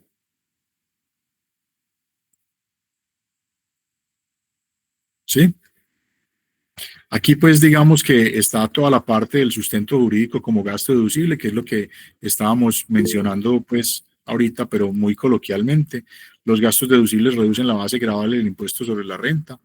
Entonces, tanto pues aquí se utiliza mucho el artículo 107-1 del Estatuto Tributario. Y para personas independientes, el artículo 336 del Estatuto Tributario. Entonces, aquí van a tener en esta presentación y por supuesto en esta grabación el sustento jurídico de una prima de seguros como un gasto deducible, que era una de las preguntas que hacían ahorita. Está sustentado acá. ¿Listo? El Consejo de Estado pues dio... Rafa, perdón, Hola. acá no sé, esa parte de la renta líquida, yo sé que es un poquito más complejo de comprender lo que tú nos acabas de explicar. Con respecto a las pólizas internacionales, pienso que Nelson, este es uno de esas preguntas o de esos casos que mañana la tributarista debe de explicar muy bien, porque ella debe de explicar qué es una renta líquida y el por qué se efectúa este tipo de gasto, o sea, para que sea mucho más comprensible para todos, ¿sí? Con las pólizas internacionales, porque es menor el gasto, porque obviamente ya se trata de una compra internacional, como bien lo manifiesta Rafa, pero que todos puedan entender desde la parte tributaria cómo se genera este tipo de deducción. Sí, que yo sé que ahí como que todo el mundo queda como un poquito perdidito, pero mañana lo aclaramos aún. Ahí para aclararte una cosa clara es, vamos a hablar de las mismas cifras que hablábamos ahorita, ¿cierto? Los mismos 100 millones de pesos que estábamos metiéndole como gasto, ¿cierto? Si la compañía, si yo voy a tomar una póliza por decir algo, y la renta líquida de la compañía es 500 millones de pesos, yo no puedo, mejor dicho, yo como empresa, yo puedo llegar y decir, sí, métame la póliza y yo la meteré como gasto y demás, pero ¿qué puede pasar ahí?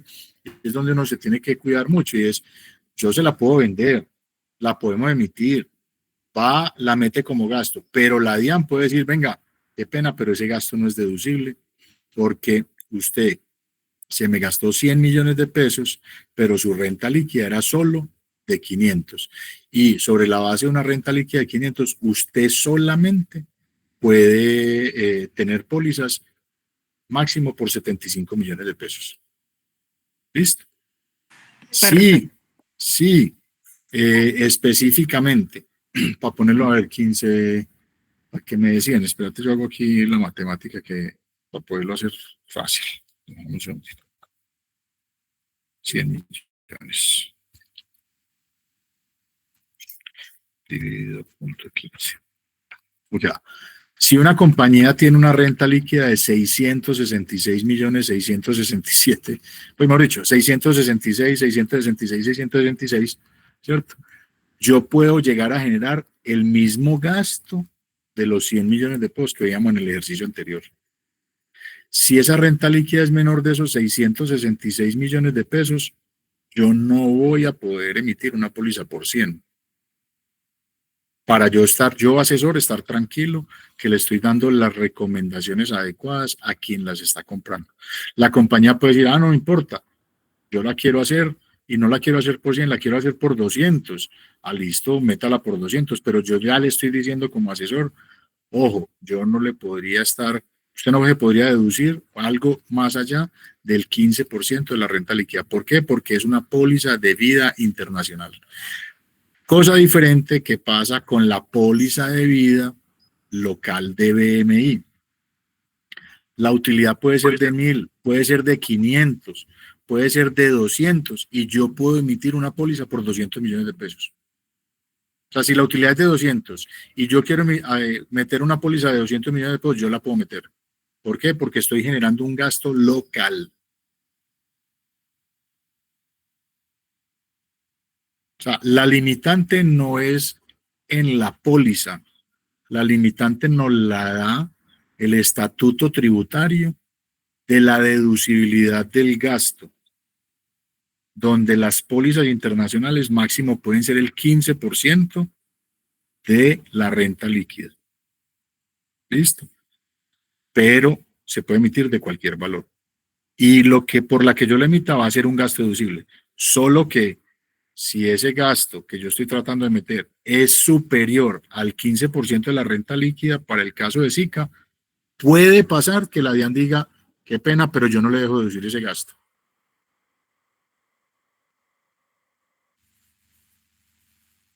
¿Así es más claro, Clara, o no? Claro, sí, señor, súper claro. Todo yo pienso que nos quedó muy, muy claro. Porque las compras internacionales obviamente se tasan de forma diferente. Como deducibilidad del gasto. Hay dos preguntas, Rafa. Sí, Catalina Restrepo Campo.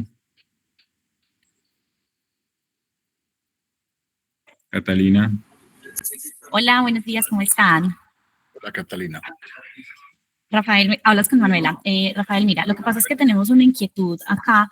Hace poco estábamos en una consultoría con una empresa y el tributarista tenía una inquietud latente y dice que hay una sentencia que como tal no avalúa el vida socios cuando el socio no está dentro de nómina. Entonces, por ejemplo, puntualmente con esta empresa tenemos 6 empleados y hay 3, ¿cierto? Hay 2 que no son empleados. Son 2 que no son empleados. Son socios no empleados. Socios no empleados. Entonces él me decía, me preocupa porque cómo hacemos para darle legalidad para deducir el gasto con esos 2 socios que no están dentro de nómina. Entonces, esa fue una inquietud. Él nos mandó la sentencia, ¿cierto? Nosotros la tenemos pues acá, la estamos ahorita incluso validando. No sabemos cómo refutarle o con argumentos y decirle, venga, que eso sí se puede deducir con estos socios que no están dentro de nómina, porque él tiene claro que para personas claves o socioempleados sí se puede, ¿cierto? Entonces esa es una de las, como las grandes inquietudes que tenemos con esta empresa y no sé, Rafael, cómo poder sustentar y bajo qué argumento del estatuto podamos decirle, venga, no, sí, está esa sentencia, pero hay una sentencia posterior donde sí evalúa la estrategia. Y el tema de la necesidad, porque él dice... con un abogado, pues, porque no, yo no conozco esa sentencia, pues. La sentencia es más para el tema de la necesidad. Él dice que es claro que está la proporcionalidad, que esa sería clara en la póliza. El otro elemento también, pero que la necesidad no, que no tiene sentido, que dónde está la necesidad de que se tome un producto para acumularle capital a un socio que no tiene, que eso no, realmente no hay una necesidad puntual para poderla sustentar. Y ahí es donde nos envía una sentencia que es del... dice sentencia del 9 de junio del 2022, entonces nos quedamos ahí sin ese piso, pues como para poderle decir a él. Yo no conozco la sentencia, pues si quieres nos la compartes para poderla revisar y a partir de ahí poderte dar una respuesta, pero no la conozco. Dice que es sentencia... Mándasela a Nelson para que Nelson me la comparta. De una, ya mismo. Sí, Muchas porque gracias. pues realmente es importante uno y más al tributarista poderle hablar con argumentos, ¿cierto? Y poderle decir como la tranquilidad, porque incluso ellos quieren tomar la estrategia, pero dijeron si la hacemos, lo hacemos sin esos 2 socios que no están porque nos da susto. Entonces sí poder como argumentar. Y muchas gracias, Rafael y Nelson. Y si podemos de pronto tener la absoluta seguridad de mirar esa necesidad, cómo poderla sustentar, o sea, que sea como la respuesta para los dos temas, Rafael. Muchísimas gracias. Aquí, pues yo supongo que aquí en esta charla con tantas personas debe haber abogados, ¿cierto? Rafael, una pregunta. De la sentencia.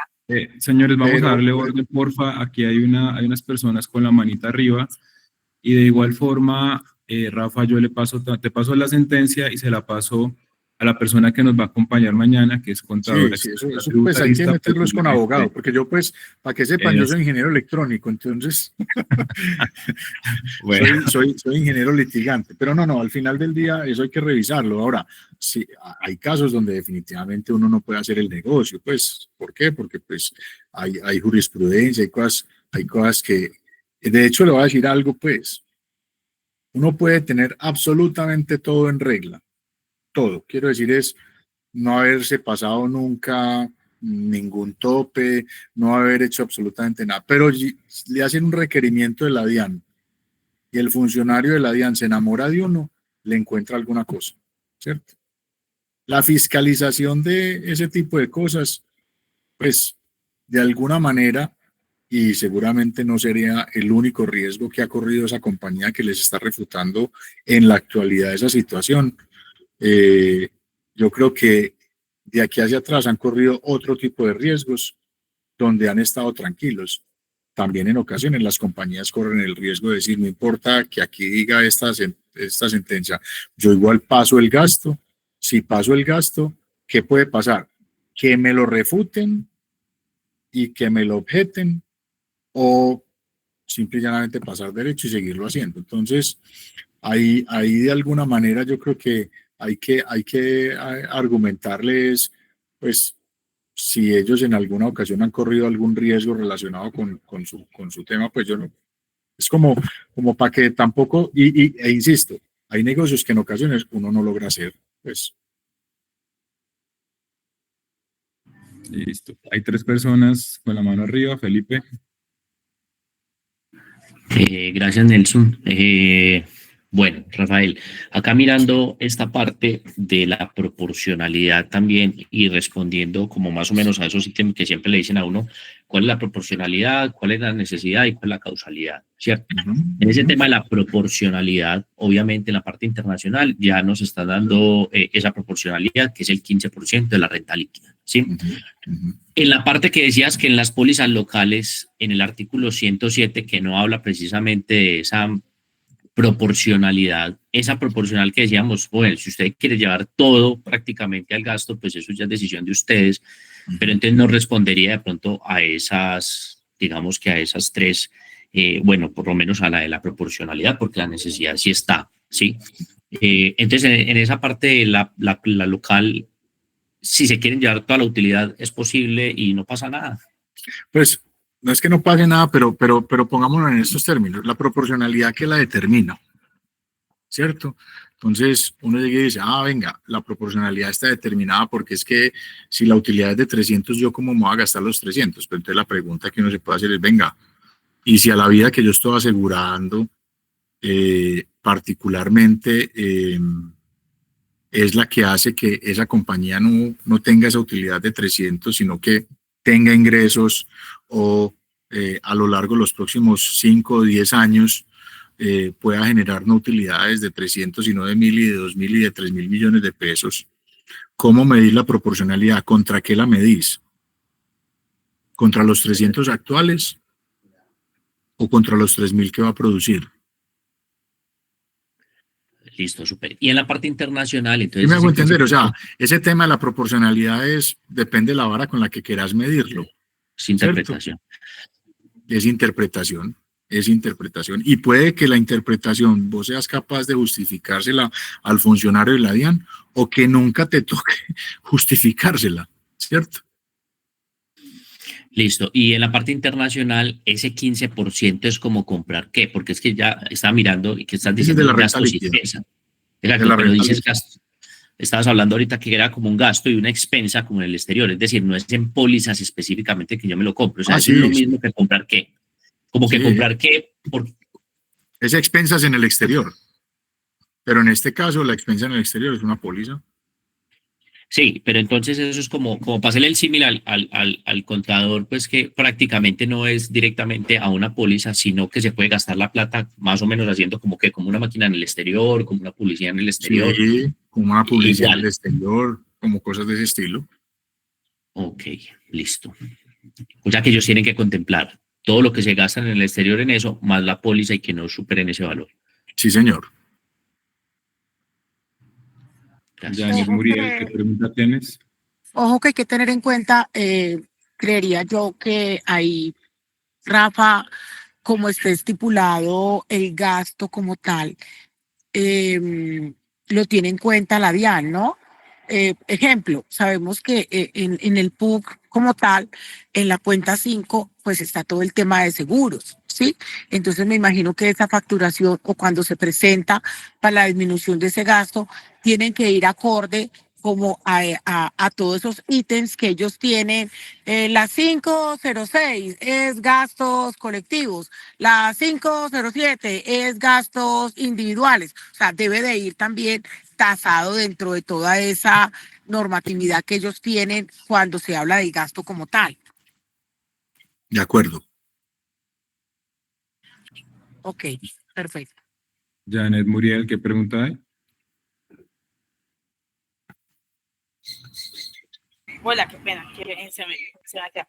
No quería saber si la persona que habló, Catalina, creo que se llama, me podía regalar el número de la sentencia. Le envié como las bases, pero pues me gustaría analizarla. Yo soy abogada. Dale, ya te la paso por el chat. Ya se las envío Porfa, gracias, Nelson. Con gusto. Gracias. A ti, gracias por tus sugerencias. Sí. Pablo Valderrama. Hola Nelson, Rafael, ¿cómo estás? Hola. Bueno, en relación al aporte que estaba haciendo Manuela, tengo entendido que partiendo de esos tres principios, que es proporcionalidad, causalidad y necesidad, tengo entendido que para las organizaciones, para las empresas, para que las personas puedan adquirir este portafolio, tienen que tener un vínculo laboral, tienen que tener una relación laboral. Y creo que por eso lo que se les presentó precisamente con el contador en el momento que estaban haciendo la profundización y el análisis de la oferta, donde le decía que no tenían ningún vínculo, que eran, si bien son socios, no tienen ningún vínculo a la final porque pueden ser socios capitalistas y no hacen parte de la actividad como tal de la empresa. Eso es lo que se me ha presentado habitualmente dentro de las propuestas empresariales al momento de sustentarlas, en donde entramos a escudriñar un poquito el tema del decreto y demás para poder, obviamente, llevar a cabo la oferta. Entonces, hemos identificado que tienen que tener un vínculo laboral. No pueden estar desarraigados como tal y simplemente son socios aportantes y ya. Tienen que tener un vínculo, tienen que estar inmersos como tal en la actividad y en la operación de la compañía. Eso es lo que yo tengo presente. Yo tengo una observación respecto a eso, no necesariamente relacionado con las pólizas de vida, pero hay otros mecanismos financieros y jurídicos que también tienen el tema de la causalidad, la necesidad y la proporcionalidad, pero están enmarcados es a los miembros. Y yo puedo ser miembro de junta, yo puedo ser accionista y soy miembro. Entonces, sí es importante, y esto es jurídico netamente, cómo esté redactada esa sentencia, porque si claramente determina que es relación laboral, pues ahí ya muere el asunto. Pero si habla de miembro de la organización, uno puede ser miembro siendo accionista, uno puede ser miembro siendo miembro de junta, uno puede ser miembro siendo empleado. Entonces, eso hay que determinarlo muy bien, porque para el caso, por ejemplo, ahí estoy hablando específicamente de una que llaman los planes institucionales. En el marco de la ley está determinado yo puedo hacer aportes a los planes institucionales a cualquier miembro de la organización, ¿cierto? ¿Qué pasa? Ahí hay una consideración y es gasto deducible para efectos de renta si es empleado. Pero si yo soy miembro, pues digamos de junta o soy socio, pues no va a ser gasto deducible para efectos de renta, pero sí es un mecanismo para poderle entregar a los socios sus utilidades sin que tengan que pagar ese impuesto por las utilidades. Entonces, desde esa perspectiva, si en el marco de lo que está diciendo la sentencia, hay que ser muy claros en qué dice, si dice miembros o si dice empleados. Pero pues no soy el abogado para poder definir eso. En términos de, si hay alguna otra pregunta, Nelson, para terminar, porque ya nos faltan 5 minuticos. Muchísimas gracias, Rafa. Listo, con gusto. Acá, ¿cómo hacer para conocer si un independiente superó la base y no hay de dónde deducir gastos para que tenga la alternativa del seguro? No te escuché bien, qué pena. Dice, ¿cómo hacer para conocer si un independiente superó la base y no hay de dónde deducir gastos para que tenga la alternativa del seguro? Pues cómo saber es mirar cuáles son sus ingresos y revisar cuáles son esos topes de deducibilidad, pues a sumar y restar. Eso es lo que hay que hacer, porque es que al final del día, pues mira que no habla de ninguna cifra, no habla de nada la pregunta. O sea, ¿cómo saber? Pues haga la suma de cuántos son sus ingresos, haga la suma de cuántas son sus deducciones, y si esas deducciones ya superaron, pues ya no puede utilizar esto. Listo. Oscar, vuelves a colocar la misma pregunta de arriba, pero ya Rafael la contestó, el tema de compañías en régimen simple. Si quieres, continúa, por favor. Está, digamos, el sustento jurídico, pues aquí, insisto, yo no soy el abogado, pues igual, sino que esto es documentación, pues para que tengan en cuenta a la hora de debatir alguna objeción que puedan llegar a tener. Esto pues para que ustedes sepan, el Consejo de Estado pues es el que cierra los litigios al final de todo lo relacionado con impuestos. Y hay una sentencia que unificó pues varias cosas, que es del 26 de noviembre del 2020, y unificó los criterios pues para determinar la causalidad, la necesidad y la proporcionalidad. Y desde esa perspectiva pues aquí está la información, qué es la causalidad, qué es la necesidad y qué es la proporcionalidad, ¿cierto? ¿Por qué son deducibles las primas de seguro? Pues digamos, por la misma cosa, la causalidad, la necesidad y la proporcionalidad. O sea, el gasto no resulta desproporcionado en comparación con los beneficios obtenidos por la compañía, con la cual se cumple el requisito de proporcionalidad. Entonces, La pregunta es, si esto me lo circunscriben, que es parte de lo que creo que estaba diciendo Andrés era, creo que era, hace un rato, es, pues yo no solamente tengo que ser, sino pues aparentar ser, si bien yo dije, vea, usted puede llegar a llevarse todo el gasto si quiere, pues a pesar de que uno eventualmente se lo pueda llevarse todo al gasto, toda la utilidad se la pueda llevar a un gasto, pues para que no quede con utilidades.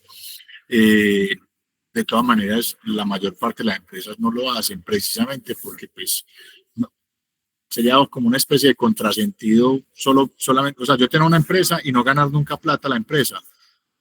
Hay que mostrarle que hay algunas utilidades al gobierno para que el gobierno no venga y moleste tampoco, pues entonces, en ese sentido, la necesidad pues está encaminada a desarrollar y mejorar la actividad. Es decir, para darle también un poquitico de contexto a Manuela que decía algo, ¿quién dijo que un socio que no está en nómina, cierto? Puede ser inclusive el socio el socio de la idea, no necesariamente está en la nómina porque no es un buen ejecutor, sino que fue el que se creó la idea. ¿Quién dijo pues que si yo tengo un socio que no está en la nómina, no es el que ayuda a generar la renta?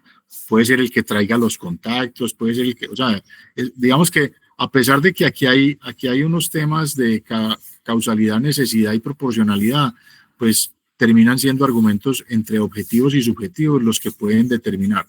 Entendamos una cosa también. Estos tres temas de causalidad, necesidad y proporcionalidad se dan en el marco de que cuando a mí me vienen a requerir de la DIAN, la probabilidad de que nos requieran a todos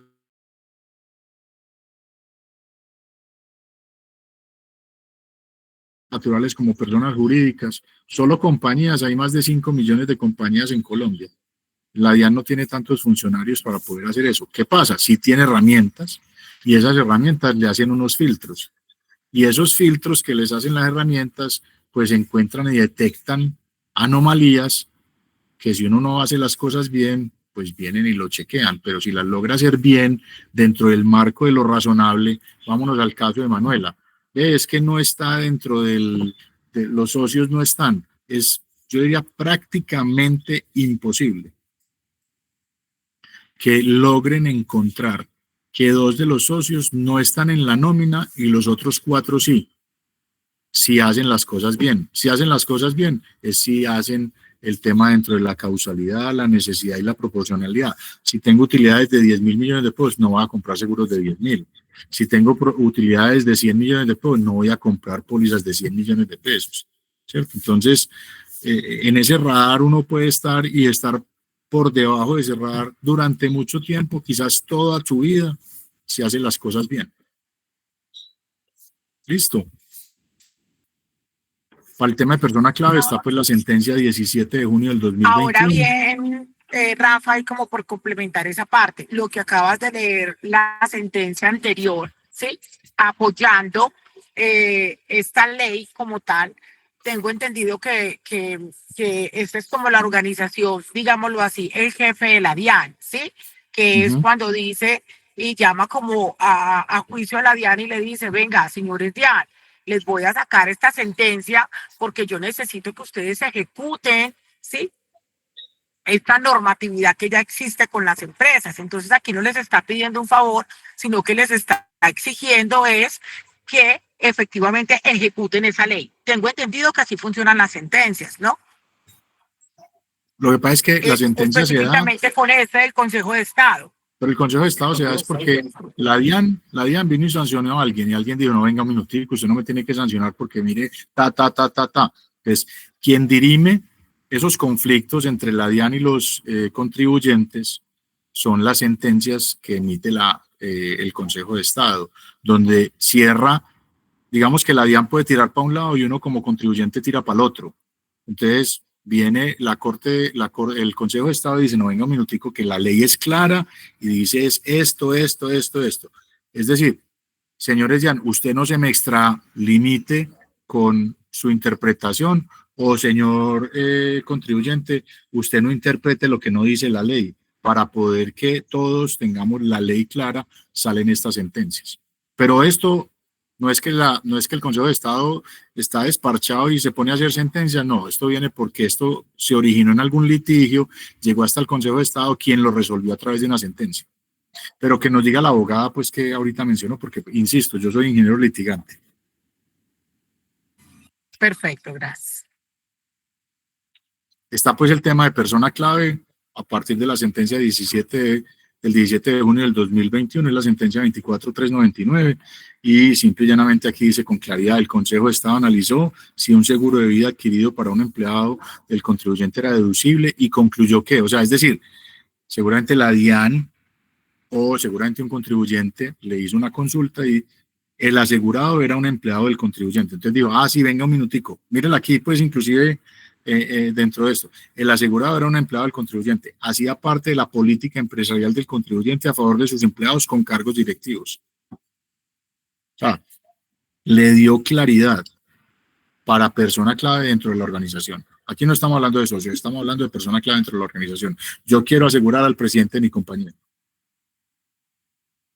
Entonces, en este caso, el asegurado fue contratado para desempeñar un cargo gerencial en el que sus capacidades y competencias para la toma de decisiones económicas relevantes contribuyeron al desarrollo de la actividad económica generadora de renta. Entonces, el Consejo de Estado da una sentencia donde dice, venga hermanos, venga señores DIAN, que es que esto es deducible porque cumple estas características.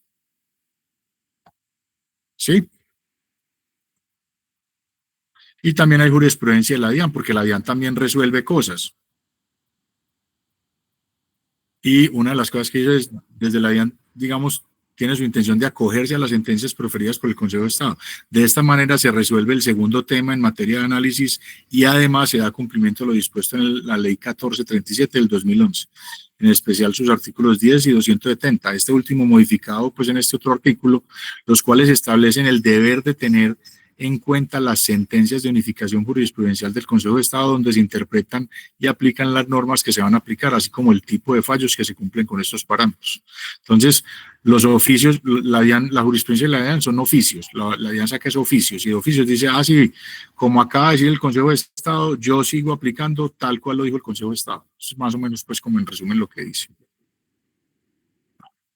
Y aquí está algo de lo que estaban preguntando pues ahorita, pero pues como no hablamos de cifras, es las personas que prestan servicios de manera independiente se tienen que ir a plegar al artículo 336 del Estatuto Tributario.